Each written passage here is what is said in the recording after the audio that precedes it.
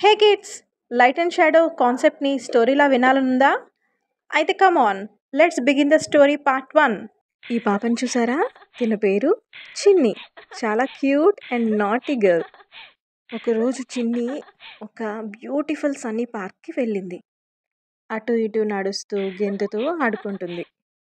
సడన్గా చిన్నికి ఒక mysterious black shape కనిపించింది.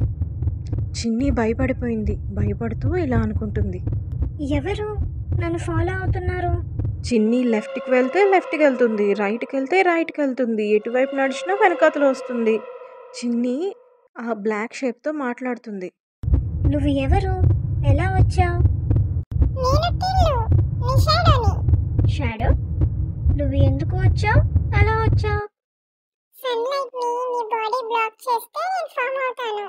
నేను లైట్ బ్లాక్ చేసినప్పుడు వస్తాను. షాడో అంటే మీకు తెలుసా?